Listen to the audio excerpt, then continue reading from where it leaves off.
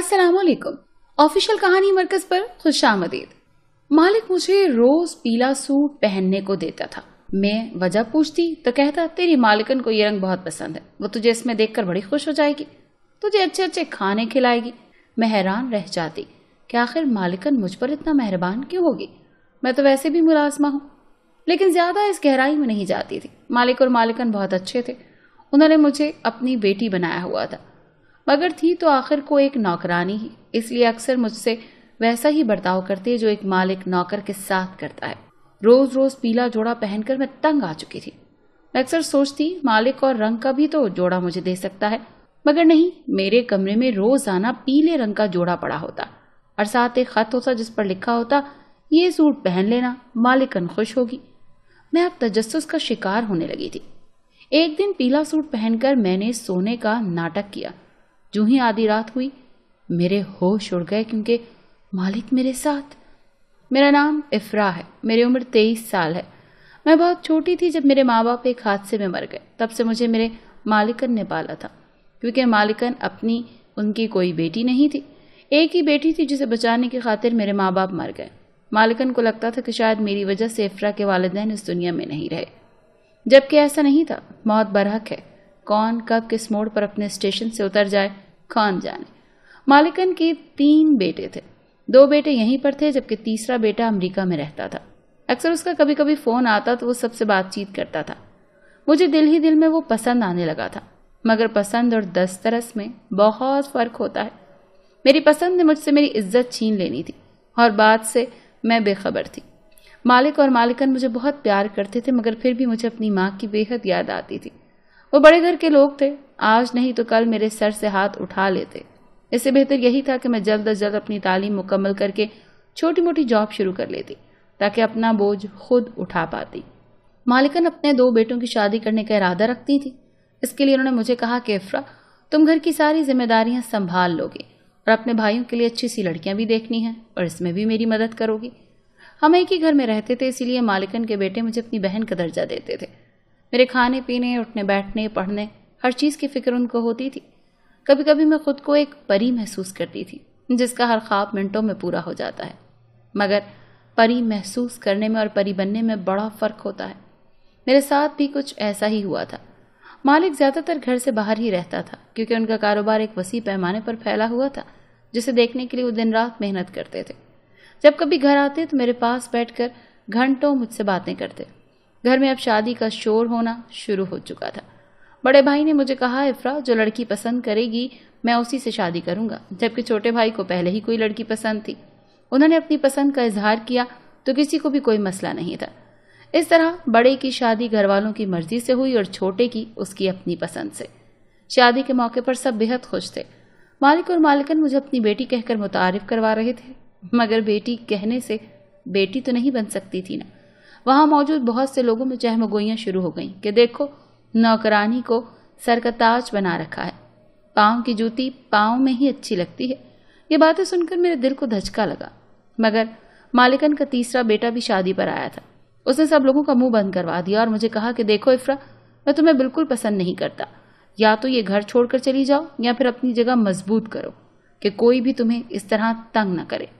उसकी बातें मेरे सर के ऊपर से गुजर गई थी, मगर मेरे लिए यही काफी था कि एक मजबूत साथ मेरे साथ खड़ा था। शादी खत्म हो चुकी थी। सब मामूल पर आ जाने के बाद वही भाग दौड़ शुरू हो गई थी। मेरे पेपर्स होने वाले थे तो मालिकन ने अपने तीसरे बेटे अदनान से खास तौर पर कहा था कि इफ्रा की पढ़ाई में मदद किया करो ताकि वो अच्छे नंबर ला सके। जब से दोनों भाभियां आई थी मेरी किसी से भी ज्यादा बात नहीं हुई थी, मगर मुझे महसूस हो रहा था जैसे बड़ी भाभी मुझे पसंद नहीं करती। दूसरी भाभी तो शादी के चंद हफ्तों बाद ही भाई को लेकर अलग हो गई थी। इस बात पर मालिकन को कोई एतराज भी नहीं था। उनका कहना था कि जैसे बच्चे खुश हैं उनको खुश रहने का हक हासिल है। मगर बड़ी भाभी दिल ही दिल में एक हसद का तनावर दरख्त उगा रही थी, जिसने मेरी जिंदगी पर इतना गहरा असर डाला कि मेरी इज्जत 2 टके की हो गई। भाभी हर वक्त मालिकन के कान भरती रहती थी। मालिकन ने शुरू में तो उनकी बातों को कोई इतनी अहमियत न दी, मगर फिर वो हर बात पर गौर व फिक्र करने लग गई। मेरे खाने से लेकर सोने तक हर चीज पर उनकी गहरी नजर होती थी। भाभी ने पूरे घर में शोर मचा दिया कि इफ्रा किसी लड़के को पसंद करती है और ये कॉलेज के बाद उससे मिलने के लिए जाती है। मैंने घर में सबको बता दिया कि भाभी झूठ बोल रही है, इनको गलत फहमी हुई है।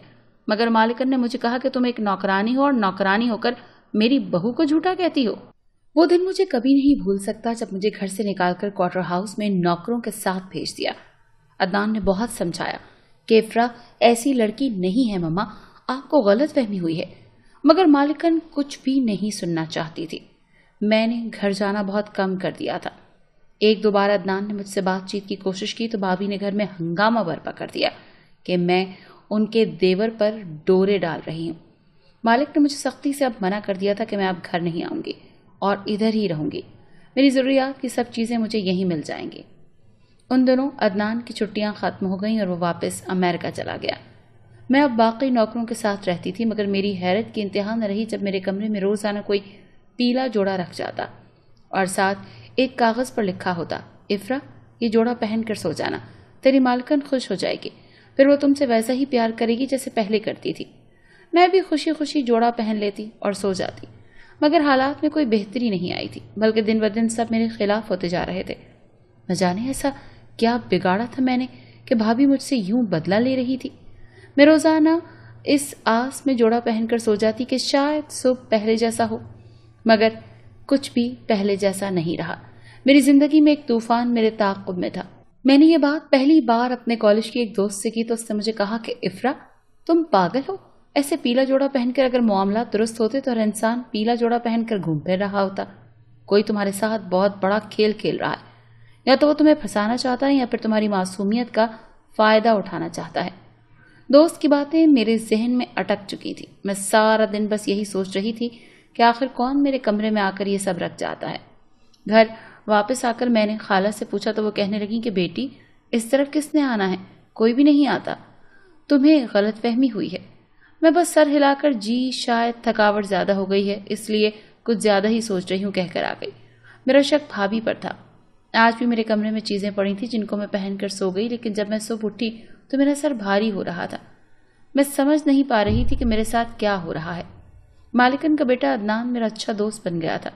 अगर वो यहाँ होता तो मैं ज़रूर ये बात उससे शेयर करती, मगर वो यहाँ नहीं था। अब मुझे खुद ही कुछ करना था। राज जानने के लिए मैं अब बेचैन थी। मुझे रात का इंतज़ार था। आज भी मेरे कमरे में एक ख़त और कपड़े पड़े थे जिसे मैंने पहन कर सोना था।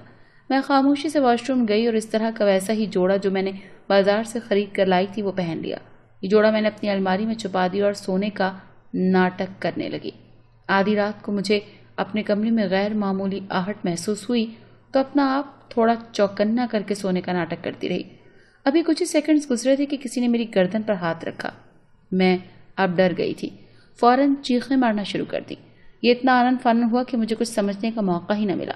सब मुलाजिम मेरे कमरे में इकट्ठे हो चुके थे। जब कमरे की लाइट ऑन की तो मैंने देखा मेरे बाजू मालिकन के बड़े बेटे के गले में थे और वो सामने खड़ा है। ये देखकर मेरे होश उड़ गए। मैं कुछ भी समझने से कासिर थी कि ये क्या हो रहा है। घर के बाकी सब लोग भी आ चुके थे। भाभी ने आते ही रोना शुरू कर दिया। देखा अम्मी, मैं कहती थी ना ये लड़की आपके बेटे को फंसाने की कोशिश कर रही है। मेरे दुख की इंतहा न रही जब भाई ने कहा कि ये रोज मुझे अपने कमरे में बुलाती है और कहती है कि मैं आपको पसंद करती हूँ, अपनी बीवी छोड़ दें, आपको मैं सब कुछ दूंगी। अम्मी, मैं एक मर्द हूँ, मैं बहक गया, इसमें मेरी क्या गलती है। और उसके बाद भाई ने रोना शुरू कर दिया। मेरा दिमाग साएं साएं करने लगा। मैं बुद्ध बनी सबके चेहरे देख रही थी। मालिका ने मुझे सुबह होते ही घर खाली करने का कह दिया कि मैं एक नौकर हूँ और नौकर हमेशा पाँव की जूती ही रहता है। कल सुबह यहाँ से चली जाना इफ्रा। मैं सब कुछ बेबसी से सुन रही थी। मेरी इज्जत भरे बाजार में ख़त्म हो गई थी। सब अपने कमरों में वापस जा चुके थे। मैंने एक नज़र उस शख्स की तरफ देखा जिसे मैं न सिर्फ भाई कहती थी बल्कि मानती भी थी। आज उस शख्स ने ही मेरी इज्जत खाक में मिला दी। मैं बोझल कदमों के साथ कमरे से बाहर निकल गई। सब नौकर मुझ पर थू थू कर रहे थे। मुझे अपने वजूद से नफरत होने लगी थी। तभी भाई के नंबर पर बैल हुई और वो फ़ोन सुनने दूसरी तरफ चले गए। मेरे कदम खुद ब खुद उस तरफ उठ गए। जब मैं उस शख्स की बातें सुनी तो मेरे कदमों तले से ज़मीन निकल गई। वो शख्स रोज़ाना मुझे बेहोश करके अपना मतलब पूरा करने की कोशिश करता था। सारी रात मैंने रोते गुजारी। किसी ने सच कहा था, बेटी कहने से कोई बेटी नहीं बन जाती। मालिक और मालिकन ने मुझसे मुंह मोड़ लिया था। सुबह होते ही मैं वो घर छोड़कर जा चुकी थी। मेरी एक खाला इसी शहर में रहती थी। मैं उनके घर आ गई थी। خالہ کے گھر کے حالات پہلے ہی اچھی نہیں تھے۔ اس دوران ایک اور فرد کا اضافہ ان سے برداشت نہ ہوا تو انہوں نے 2 ہفتے بعد ہی مجھے وہاں سے چلتا کیا۔ سب رشتے والدین سے ہوتے ہیں، جب میرے والدین ہی نہیں تھے تو پھر کون مجھے گلے لگاتا۔ میں نے ایک اسکول میں ملازمت اختیار کی اور ساتھ ہی کرایہ پر گھر دیکھ لیا۔ اسکول کے بعد میں بچے پڑھاتی جس سے میرا گزر بسر آسانی سے ہو رہا تھا۔ ایک دن میں اسکول میں بیٹھی تھی کہ مجھے غیر شناسا نمبر سے کال آئی۔ میں نے بے دھیانی میں فون اٹھایا لیکن آواز سنتے ہی ایک درد کی لہر میرے جسم میں دوڑ گئی۔ وہ مالکن کا بیٹا تھا۔ وہ مجھے کہہ رہا تھا کہ اگر اتنا ہی شوق تھا افرا باہر منہ کالا کرنے کا تو مجھے کہتی، ہر ضرورت پوری کرتا، لیکن تم نے اچھا نہیں کیا۔ میری ماں کا یقین توڑا ہے، میں اب کسی صورت تمہیں نہیں بخشوں گا۔ میرے کان سائیں سائیں کر رہے تھے۔ میری سمجھ سے باہر تھا کہ یہ سب ہو کیا رہا ہے۔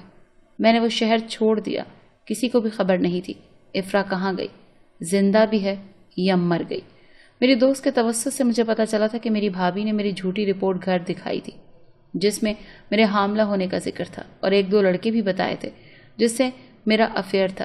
میں اپنا ماضی بھول چکی تھی اور اپنی تعلیم مکمل کر کے ایک کالج میں لیکچرر تھی۔ میں اپنی زندگی میں خوش تھی، لیکن آج بھی مجھے دکھ ہوتا ہے کہ کاش عدنان ہوتا تو میرے ساتھ ایسا نہ ہوتا۔